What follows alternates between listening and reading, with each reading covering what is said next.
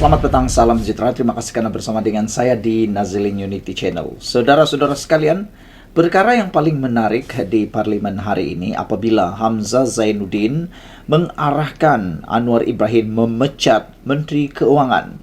Ini menimbulkan pelbagai polemik di luar sini, daripada golongan pemerhati politik sampailah pemain media sosial.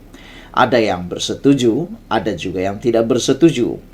Namun demikian, dipetik daripada Malaysia kini, ini beberapa komen daripada netizen berkait dengan cadangan dan gesaan Hamzah Zainuddin supaya Perdana Menteri Anwar Ibrahim memecat saja Menteri Keuangan kerana nilai ringgit yang jatuh.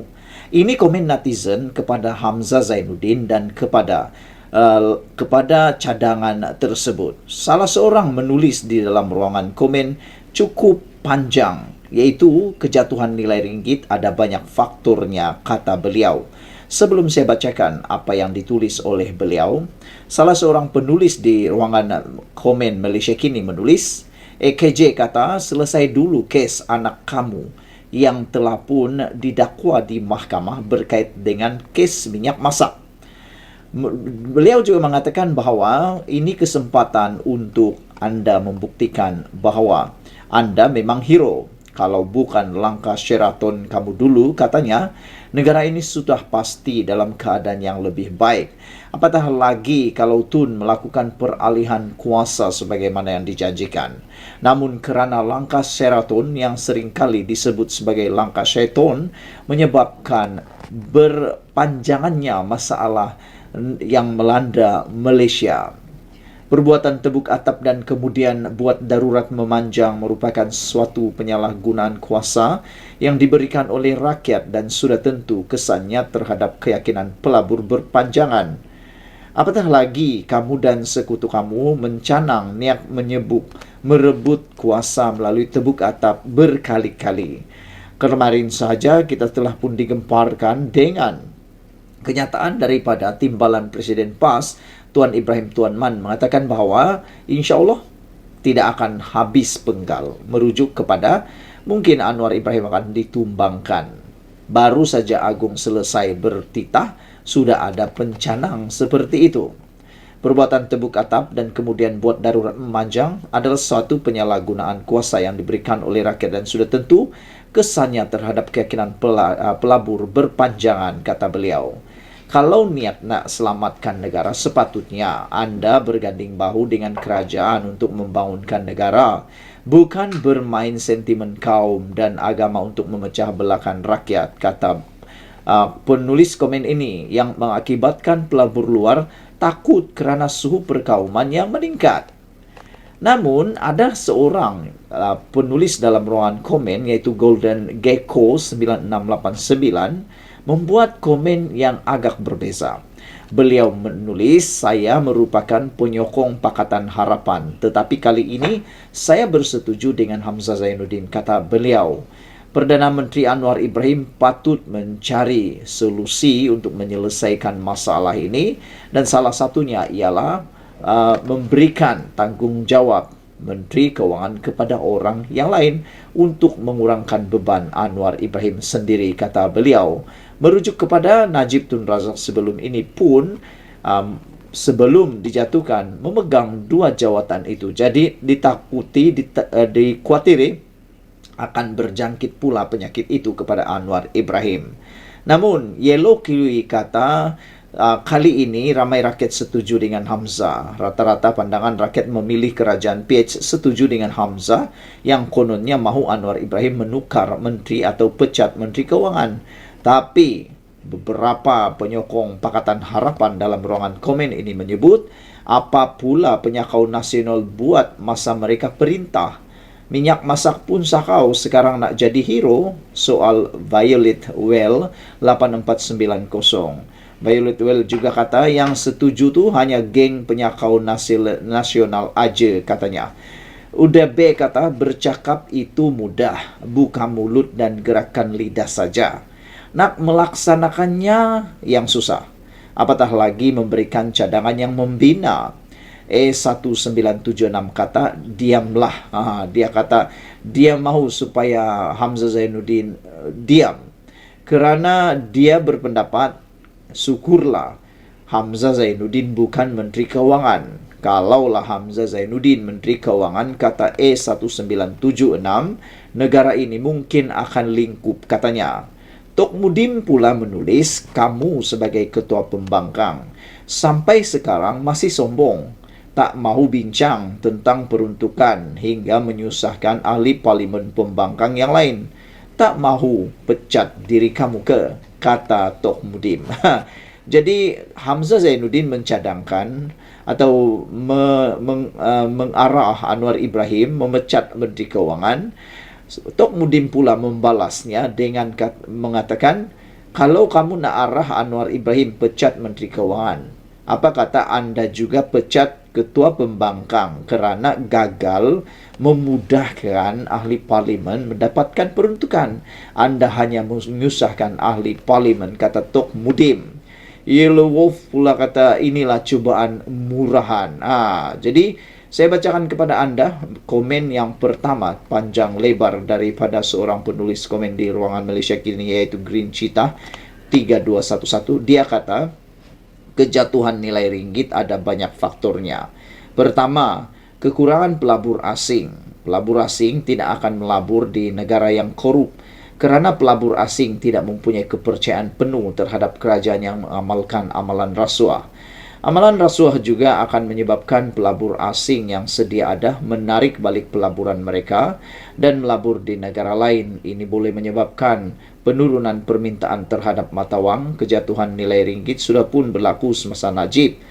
Najib memegang jawatan Perdana Menteri kerana Najib ketika itu sudah pun terpalit dengan banyak skandal seperti pembelian kapal selam Skopeni, 1MDB, pembunuhan Al-Tantuya dan sebagainya. Untuk menarik balik kepercayaan pelabur asing, kerajaan sekarang memerlukan masa yang panjang kerana keyakinan memerlukan masa untuk dibina. Kedua, kerajaan yang lemah. Kerajaan yang lemah boleh menghakis keyakinan pelabur terhadap kestabilan ekonomi dan politik negara. Pelabur mungkin menjadi teragak-agak untuk memegang atau melabur dalam mata wang, yang membawa kepada penurunan dalam permintaan dan penurunan dalam nilainya.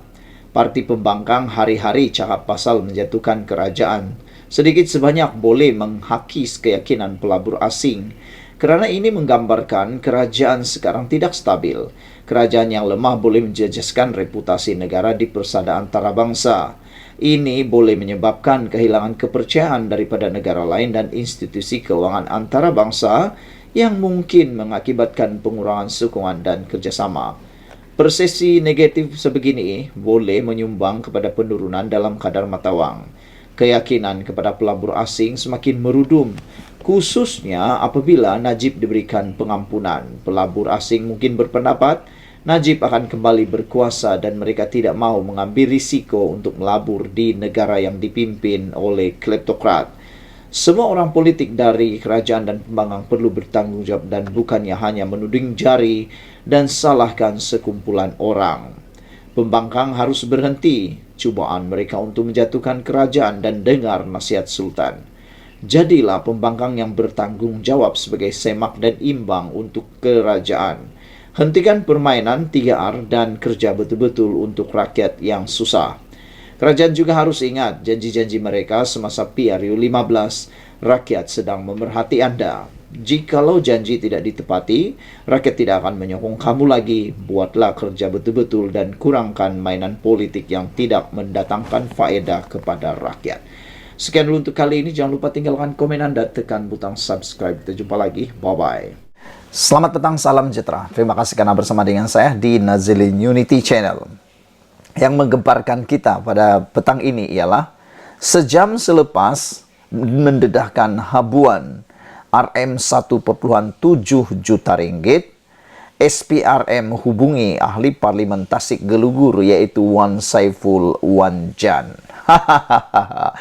Kita boleh ketawa lah, terbahak-bahak pun boleh, ketawa sedikit pun boleh, macam-macam pun boleh, buatlah kan. Kerana saya rasa ini satu perkara yang lucu. Wan Saiful mungkin ada niat untuk cuba mahu menimbulkan persepsi, menimbulkan kepanasan di parlimen, ataupun menimbulkan tanda tanya atau menimbulkan persepsi yang panas untuk kerajaan Madani. Mungkin juga pada pendapat beberapa orang rakan penganalisis politik dan pemerhati politik, ada juga yang menganggap tujuan Wan Saiful Wanjan kononnya mendedahkan telah ditawarkan RM 1,7 juta ringgit untuk menyokong Anwar Ibrahim. Mereka merasakan mungkin Wan Saiful melakukan itu tujuannya ialah untuk seakan-akan Anwar Ibrahim mempunyai pasukan yang mahu memancing ahli parlimen. Mungkin itu tujuan Wan Saiful. Dia tidak merasa bahaya, dia tidak merasa susah hati, ataupun mungkin dia tidak rasa pun apa mungkin kesan yang akan menimpa beliau akibat pendedahan tersebut. Tapi rupa-rupanya pendedahan Wan Saiful itu telah pun menjerat diri beliau sendiri. Ini apabila SPRM tanpa membuang masa menyerbu, menerga, apa-apalah semua, akhirnya hubungi Wan Saiful. Jadi kalau sekarang ini Wan Saiful mungkin menganggap kalau di Dewan Parlimen tidak ada apa-apa yang boleh membuatkan dia disiasat, rupa-rupanya itu tidak berlaku. Yang berlaku akhirnya SPRM telepon. Jadi lepas SPRM telepon, pastilah Wan Saiful Wanjan kena buka cerita habis-habisan. Kalau tidak, ditakuti nanti dia akan disaman pula kerana menyebar fitnah, ataupun terpaksa dimohon, diarah oleh parlimen untuk memohon maaf kerana menimbulkan kekeliruan. Jadi ada dua dilema yang sedang dihadapi oleh Wan Saiful Wanjan sekarang. Sama ada memberitahu berita yang sebenar, memberitahu cerita yang sebenar, siapa orangnya, di mana dia kononnya mau disogok, siapa yang mungkin menjadi dalang sogokan tersebut, dan yang lebih penting, kalaulah tiada apa-apa yang berlaku sebenarnya dan itu hanya cerita kosong, sembang kari di kedai kopi, Wan Saiful terpaksa menanggung malu sendiri untuk mengaku bahawa tiada sebenarnya sogokan. Kalau ada sogokan, SPRM bukan mahu menangkap Saiful, tetapi SPRM akan menyiasat dan mencari siapa dalang sebenar. Jadi ini dua perkara yang menarik perhatian kita. Sama ada Wan Saiful yang terjerat, ataupun orang yang cuma menyogok 1,7 juta ringgit itu yang akan terjerat. Jadi kita tengoklah nanti. Kita ucapkan tahniah syabas kepada SPRM kerana mengambil langkah yang amat luar biasa. Tidak menunggu lama, telah pun bertindak dengan tangkas dan cepat. Tanpa menunggu laporan polis, tanpa menunggu laporan daripada parti politik dan sebagainya, SPRM bertindak segera. Pada pendapat saya, tindakan SPRM menghubungi Wan Saiful ini adalah tindakan yang serta-merta, tindakan yang tepat dan sangat bersesuaian. Ahli Parlimentasi Geluguru Wan Saiful Wanjan mendakwa telah dihubungi Suruhanjaya Pencegahan Rasuah Malaysia SPRM 1 jam selepas ucapannya di Dewan Rakyat yang mendedahkan kononnya berlaku tawaran habuan untuk menyokong Perdana Menteri Anwar Ibrahim. Ahli Majlis Pimpinan Tertinggi MPT Bersatu itu berkata beliau menerima mesej daripada pegawai agensi anti rasuah itu yang memintanya menghubungi mereka. Kata Wan Saiful, saya akan patuhi, cuma saya nak tanya apa tindakan yang diambil untuk menghentikan penggunaan wang rakyat sebagai umpan kepada ahli Parlimen Bersatu.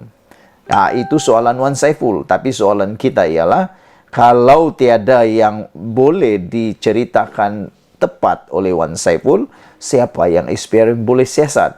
Adakah Wan Saiful sendiri yang terjerat leher sendiri dan pula didakwa memfitnah atau cerita yang mengelirukan? Kerana kita tahu dalam Dewan Parlimen, musuh yang nombor 1 di Parlimen adalah bercerita tentang perkara yang mengelirukan kerana ia telah melanggar peraturan mesyuarat di parlimen.